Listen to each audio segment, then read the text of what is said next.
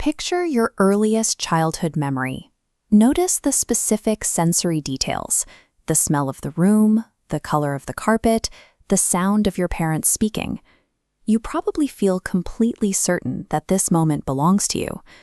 Up to 50% of those foundational childhood memories are either drastically altered or entirely fabricated.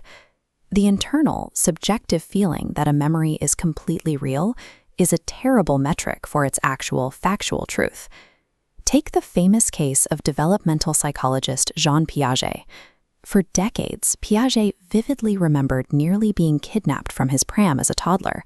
He could recall the exact geography of the street, the deep scratches on his brave nurse's face as she fought the man off, and the specific police officer who ran over to intervene. Decades later, Piaget's family received a letter from that very same nurse. She confessed she had completely invented the kidnapping story to get a cash reward from his parents. The attack never happened. Piaget was forced to ask a terrifying question. If memory is simply a passive filing cabinet of things that happened, how could a perfectly healthy brain generate a rich, terrifying, hyper-detailed experience out of pure fiction? The answer lies in how our brains actually work. Your memory does not store pristine video files. It is an active construction site. Neuroscientists call this process reconsolidation. When you retrieve a memory, you aren't opening a locked vault. You are opening a fluid Word document. The memory becomes unstable, highly susceptible to absorbing new data, emotions, and context from your current environment. When you stop thinking about it, your brain doesn't put the original file back. It saves the newly edited version over the old one. You only ever remember the last time you remembered the event. Biology did not design human memory to be a flawless historical archive. It designed it to be a flexible survival tool, constantly updating past lessons with new information to help you navigate the present. In the 1970s, cognitive psychologist Elizabeth Loftus set out to test exactly how far this biological vulnerability could be pushed. She showed participants a video of a head-on car collision. When she asked half the group how fast the cars were going when they hit each other, they estimated a moderate speed. But when she asked the other half how fast they were going when they smashed into each other, the speed estimates spiked. 1 week later, Loftus asked the participants if they remembered seeing broken glass in the video. The group who heard the word smashed were more than twice as likely to recall shattered glass. There was no glass in the video. A single verb had implanted a false visual detail. Loftus pushed the boundaries further with her Lost in the Mall study. Her team presented adults with a booklet of childhood memories confirmed by their parents. 3 were real. 1 was a completely fabricated story about getting lost in a shopping mall at age 5 and being rescued by an elderly stranger. Within a few weeks, 25% of the participants accepted the fake story as absolute truth.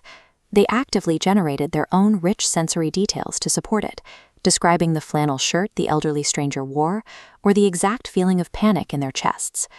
A researcher with a booklet and a few gentle suggestions permanently implanted complex emotional trauma into the minds of ordinary people. We face these exact same vulnerabilities every day. Repeated family storytelling, photographs, or highly suggestive therapy practices act as continuous invisible edits to our personal narratives. Today, we are accelerating this process by outsourcing our memory entirely to the cloud. We capture hundreds of digital photos, relying on our smartphones to record the moment so our brains don't have to. Apps like Google Photos then step in to automatically enhance those images, smoothing skin, boosting contrast, and curating algorithmic slideshows. They replace our naturally messy, fading past with a hyper-real, optimized simulation. By trusting these digital archives over our own organic recall, we willingly overwrite our true lived experiences with a corporate fiction that simply photographs better. The consequences of this malleability extend far beyond our photo albums. In the criminal justice system, prosecutions and life sentences are routinely secured by the perceived absolute certainty of eyewitness testimony. The Innocence Project, which uses DNA evidence to exonerate the wrongfully convicted, has found that faulty eyewitness memory is a contributing factor in roughly 70% of their overturned cases. The legal system operates on a tragic misunderstanding of human biology. imprisoning innocent people based on a profound trust in a brain process that is inherently designed to rewrite itself. Stripping away the illusion of a perfect memory forces an uncomfortable realization. If our identity is built on a fictional past, who are we? We have to stop viewing the brain's reconstructive nature as a biological flaw. It is a highly advanced evolutionary mechanism. Your brain rebuilds the past specifically to help you adapt to and survive present threats. Because the past is a fluid, updatable narrative, you are never permanently trapped by your historical traumas or your past mistakes. The story is not locked in place. You are not a fixed entity defined by an immutable archive.